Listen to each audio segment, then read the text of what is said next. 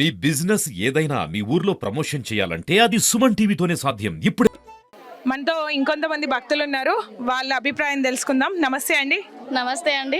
ఎక్కడి నుంచి వచ్చారు? మేము వర్ణి నుండి వచ్చాము. వర్ణి నుంచి ఇక్కడ పూజ కోసం వచ్చారు. కళ్యాణ మహోత్సవం కొత్తగా జరుగుతుంది, నవరాత్రుల్లో భాగంగా చూద్దామని వచ్చేసాము. Okay. వచ్చాక ఇక్కడ చూసాక రెండు కళ్ళు సరిపోవట్లేదు, అంత చాలా బ్రహ్మాండంగా జరిగింది. నిజంగానే అమ్మవారిని అయ్యవారిని చూస్తే చూడ ముచ్చటగా ఉన్నారు. మనము అమ్మ లాంటి వాళ్ళకి చెప్పి దిష్టి తీపియాలి. అమ్మ దిష్టి తీస్తారా? తీస్తాం. మరి అంతే కదా, కొత్త దంపతులకి రమ్మన్నాక దిష్టి తీస్తామా తీవా? మరి ఇప్పుడు మీరు దిష్టి తీయాలి. తీస్తామమ్మా. శ్రీ వరసిద్ధి వినాయక ఉత్సవ సమితి మెంబర్స్ అందరికీ చాలా భగవంతుని ఆశీస్సులు పొందాలని ఎక్కడ ఉన్నాయి కదా కోరుకుంటున్నాను. గణపతి లెక్కం ఎక్కడ చేయరు కదా, అయితే ఇక్కడ అందరూ వచ్చేసి ఊరందరిగా చూడాలని ఆ పక్షంతో వచ్చారు అందరూ. అంటే ఇక్కడ ఊరందరూ అంటే జరుగుతుంది అని తెలిసినంతనే వచ్చేసిండ్రు.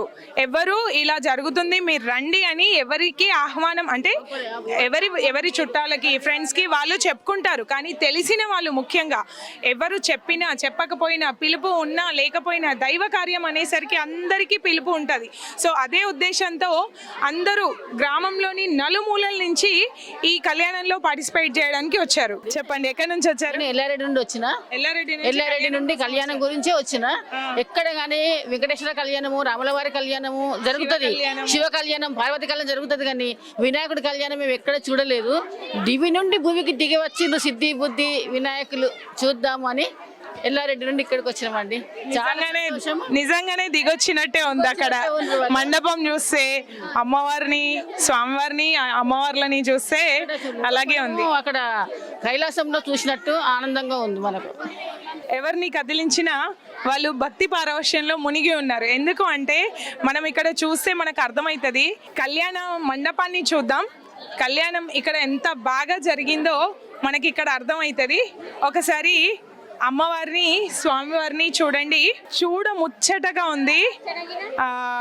స్వామివారి అలంకరణ, అమ్మవారి అలంకరణ, వాళ్ళ ముఖంలో తేజస్సు అలసిపోయినట్టుగా లేరు. మనల్ని ఇంకా దీవించడానికి చాలా ఉత్సాహంగా ఉన్నారు. సాధారణంగా కళ్యాణం అయితే జంటల్ని మనం దీవిస్తాము, కానీ ఇక్కడ ఆ దేవేరులతోని స్వామివారి మనకి దీవించడానికి రెడీగా ఉన్నాడు. ఇక్కడ మనతో కొంతమంది భక్త బృందం ఉన్నారు. నమస్తే అండి.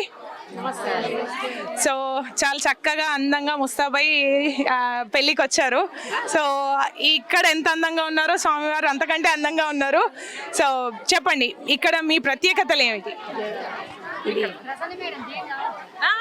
మాది వరసిద్ధి వినాయక ఉత్సవ సమితి. ఇది స్టార్ట్ అయ్యి 7 సంవత్సరాలు అవుతుంది. ఈ సంవత్సరంతో నవరాత్రి ఉత్సవాలు చాలా అద్భుతంగా జరుగుతాయి, కన్నుల విందుగా ఉంటాయి. డైలీ ఒక కార్యక్రమం ఉంటుంది. ప్రతి డే 1 నుండి ఆధ్యాత్మిక సాంస్కృతిక కార్యక్రమాలు ఎక్కువ జరుపుతారు ఇక్కడ. ఒక్కొక్క రోజు ఒక్కొక్క ప్రత్యేకత ఉంటుంది.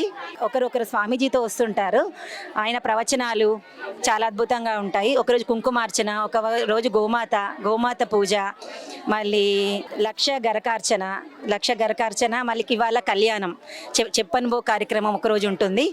మళ్ళీ కుంకుమార్చన, భగవద్గీత పారాయణం పిల్లలతో చేయిస్తారు. ఇస్కాన్ టెంపుల్ వాళ్ళ ప్రత్యేకత ఈసారి అద్భుతంగా ఉంది. వాళ్ళు భగవద్గీత గురించి, మళ్ళీ ధ్యానం గురించి, మెడిటేషన్ గురించి చాలా బాగా చెప్పారు. గురుచరిత్ర పారాయణం కూడా ఒకరోజు జరుగుతుంది.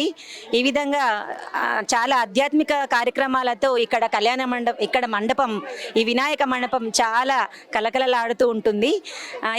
ఇక్కడ వచ్చిన తర్వాత మాకు అసలు సమయం అనేది తెలియదు. 7 o'clock నుండి స్టార్ట్ అయితే కార్యక్రమాలు నైట్ 12 వరకు. మళ్ళీ దాండియా కార్యక్రమాలు కూడా ఉంటాయి ఇక్కడ, పిల్లలకు పెద్దలకు పురుషులకు కూడా. మళ్ళీ డైలీ ఇంటికి వెళ్ళిన తర్వాత ఏం టిఫిన్ చేసుకోవాలని భయం కూడా లేకుండా ఇక్కడ అల్పాహారం వసతి కూడా ఉంటుంది. నిమజ్జనం కార్యక్రమానికి వస్తే చాలా చోట్ల నిమజ్జనాలు ఎలా జరుగుతున్నాయంటే సినిమా పాటలతో అసలు అసభ్యకరంగా నృత్యాలు చేస్తూ ఆ స్వామివారిని నిమజ్జనానికి తీసుకెళ్తున్నారు. అది చాలా భయంకరమైన కార్యక్రమం. కానీ ఇక్కడ మాత్రం చాలా అద్భుతంగా ఉంటుంది.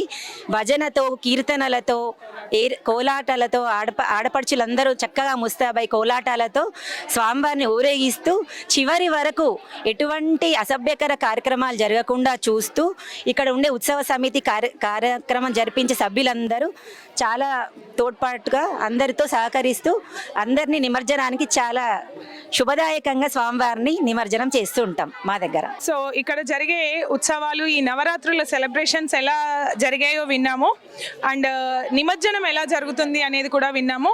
అండ్ ఇక్కడ ఇంకొక ప్రత్యేకత ఉందంట, అదేంటో తెలుసుకుందాం. నమస్తే అండి. ఇక్కడ మా దగ్గర ఎప్పుడు కూడా లడ్డు వేలంపాట అనేది జరగదు. ఇక్కడ లడ్డూని లక్కీ డ్రా ద్వారా మాత్రమే తీసుకుంటారు. తీసుకొని అందరికీ ప్రసాదాన్ని పంచుతారండి. ఇక్కడ మా దగ్గర వేలంపాట మాత్రము ఎట్టి పరిస్థితుల్లో జరగదు. కనుక భేదం ఏమీ లేకుండా అందరికీ అందుబాటులో ఉండాలని మా దగ్గర వేలంపాటను నిషేధించారు. మా దగ్గర ఎప్పుడైనా కూడా లక్కీ డ్రా ద్వారా మాత్రమే లడ్డు అందరికీ అందజేయబడుతుంది. ఎంత మంచి పద్ధతి కదా. మనం సాధారణంగా వినాయకుడు అనగానే ఒక ఆర్భాటాన్ని పెంచేసాం. ఆర్భాటం అంటే ఏ రకంగా అంటే అది ఎక్కడో కొంత చిన్న లడ్డూకున్న ప్రాధాన్యత పెరిగిపోతుంది. దినదినం లడ్డూకున్న ప్రాధాన్యత పెరిగిపోవడం వల్ల దాన్ని పొందాలనే ఆసక్తి అందరికీ వచ్చింది. ఆ ఆసక్తిలోంచి పుట్టిన ఒక ఐడియానే వేలం పాట.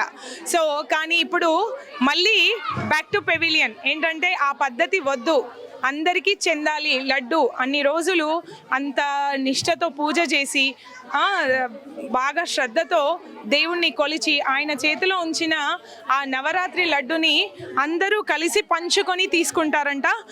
ఇది చాలా ఇన్స్పిరేషన్ యాక్చువల్గా. ఇది అండి ఈరోజు మన వరసిద్ధి వినాయక ఉత్సవ సమితి ఎన్జిఓస్ కాలనీ బాన్స్వాడ నుంచి ఆ సిద్ధి బుద్ధి సమేతుడైన విఘ్నేశ్వరుడు మనందరికీ ఇక్కడ వచ్చిన భక్తజనాలందరికీ వాళ్ళ కోరికలు తీర్చి వాళ్ళని సుఖ సంతోషాలతో ఆయురారోగ్యాలతో ఉంచాలని కోరుకుందాం. మనకి ఇక్కడ ఇంకొక ప్రత్యేకత కనబడింది. మనం ఇప్పటి వరకు ఏ సందర్భాల్లో ఏం చేస్తారో అనేది చూసాం కదా. నాకు ఇక్కడ ఒక కొత్త అనుభవం ఎదురైంది. అదేంటి అంటే మనతో ఉన్న అన్నయ్య మాటలతో విందాం. జై గణేష్ ప్రభుజీ. ఇక్కడ కొత్త వస్త్రధారణతో కనిపించారు. నేను కళ్యాణంలో కూర్చున్నారేమో అందుకే ఈ వస్త్రధారణ అని అనుకున్నాను. కానీ మీలాగా ఇక్కడ ఇంకొంతమంది ఇదే వేషధారణలో కనిపించారు. సో ఏంటి ఇది మరి? ఇది గణేష్ మాలాధారణ. ఇది గణేష్ మాలాధారణ మేము ప్రతి సంవత్సరం కూడా మేము 11 రోజులు ఎలా గణపతి నవరాత్రి ఉత్సవం చెప్తూనే ఉన్నాము. అయితే ఒక మాల అనేది ఏంటంటే మనం ఏదైతే కార్యక్రమం చేస్తున్నామో దాన్ని ఇంకా నిబద్ధతతో సంప్రదాయ పద్ధతిలో చేయడానికి ఒక మాలాధారణ ఉన్నది. అయ్యప్ప మాల ఉంది, సరస్వతి మాల ఉంది, వెంకటేశ్వర మాల ఉంది. ఈ మాలాధారణ అటువంటి ఏంటంటే మనిషికి ఏదైతే నియమనిష్ట చేస్తారో దాన్ని ఇంకొంచెం ఎక్కువ నియమనిష్టలతో సాంప్రదాయబద్ధంగా చేయడానికి ఉద్దేశించబడింది మాలాధారణ. అందులో భాగంగానే ఈ గణపతి నవరాత్రులను కూడా చక్కగా శ్రద్ధాశక్తులతో నిర్వహించడానికి ఉద్దేశించిందే గణపతి మాలాధారణ. ఇది 11 రోజులు ఉంటుంది, 21 రోజులు ఉంటుంది. ఎక్కడ 11 రోజులు నిర్వహిస్తారు ఉత్సవాలు అక్కడ 11 రోజులు ఇస్తారు. 21 రోజులు ఉత్సవాలు నిర్వహించిన దగ్గర 21 రోజులు ఇస్తారు. మా దగ్గర 11 రోజులు గణపతి ఉత్సవాలు నిర్వహిస్తాం కాబట్టి మేము 11 రోజుల మాలాధారణ తీసుకోవడం జరిగింది. దీని కొరకు మాకు ప్రేరేపించిన వారు బాసర అమ్మవారి అర్చకులు శ్రీ అంకుష్ శర్మ గారు. వారు గణపతి మాలాదీక్ష గురించి చాలా ఎక్కువ స్థాయిలో ప్రచారం చేస్తూ గణపతి యొక్క ప్రాశస్త్యాన్ని వివరిస్తూ వస్తున్నారు.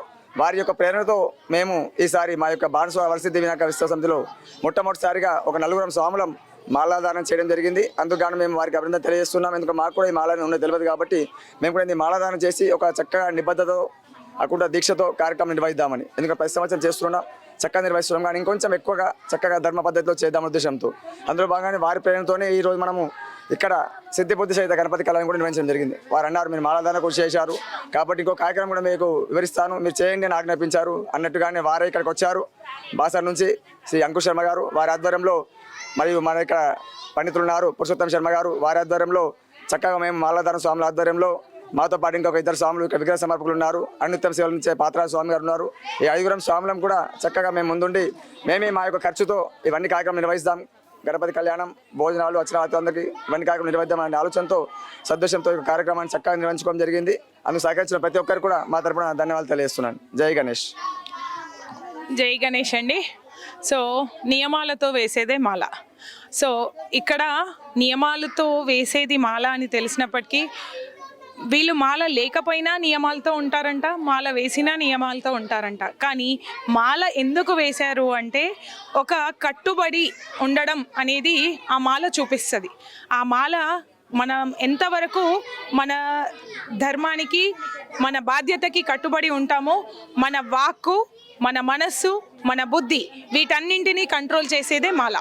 సో అది వేసినంత మాత్రాన్నే కాదు, వేసిన తరువాత ఆచరించే పద్ధతి ఆ మనిషిలో జనరేట్ చేస్తుంది మాల. అందుకని ఈ మాల ధారణ జరిగింది అని చెప్తున్నారు. ఇది ఈరోజు బాన్స్వాడ ఎన్జిఓస్ కాలనీలోని శ్రీ వరసిద్ధి వినాయక ఉత్సవ సమితి స్పెషల్ ఫోకస్.